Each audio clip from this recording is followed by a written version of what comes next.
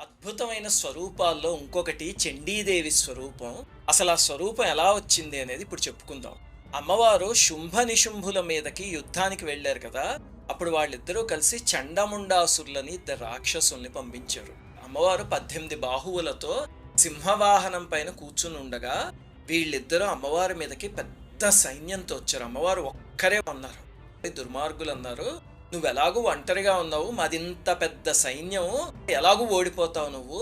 నా మాట విని మా నాయకుడు శుంభుణ్ణి భర్తగా స్వీకరించు, అతను కామకళా ప్రవీణుడు, నువ్వు సుఖపడతావు అని అమ్మవారితో అన్నారు. ఎంత ఘోరమైన మాటది.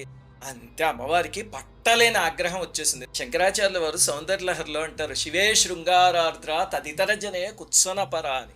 అంటే శివుడు కాకుండా ఇంక ఎవరైనా అంటే అమ్మవారు అసలు ఆలోచననే భరించలేరు. అంతే ఆగ్రహంతో పెద్దగా గర్జించారు అమ్మవారు. దుర్మార్గులారా, పరమేశ్వరుణ్ణి విడిచి పాపాత్ముణ్ణి పతిగా వరించాలరా, ఈ మాట అనడానికి మీకెంత తెగింపురా, ఈరోజు మీకు మూడింది అని శంఖాన్ని పూరించి వాళ్ళపై కురికారు అమ్మవారు. వాళ్ళందరూ లక్షల సైన్యం ఒకేసారి అమ్మవారిని చుట్టుముట్టేశారు. ఇప్పుడు అమ్మవారు ఆగ్రహిస్తే ముఖం నల్లబడి ఆవిడ నుదుటి నుంచి ఒక స్త్రీమూర్తి ఆవిర్భవించింది.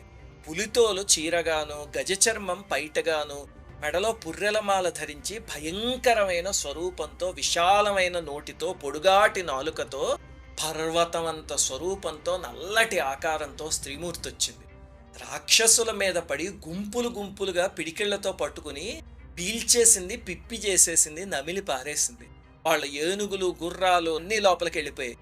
ఆఖరికి మంత్రశక్తితో బాణపాశం వేసి చండముండులిద్దరిని బంధించి అమ్మవారి దగ్గరికి తీసుకొచ్చి, అమ్మా నువ్వు రణయజ్ఞం చేస్తున్నావు కదా, యజ్ఞానికి 2 బలిపశువుల్ని తీసుకొచ్చానమ్మా అంటే అప్పుడు అమ్మవారు కత్తితో ఇద్దరి తల్లో నరికేశారు. ఆ తల్లే చండీదేవి. ఈ తల్లి గురించిన మంత్రాలనే చండీ సప్తశతి అని పిలుస్తారు. వాటితో చేసే హోమమే చండీ హోమం.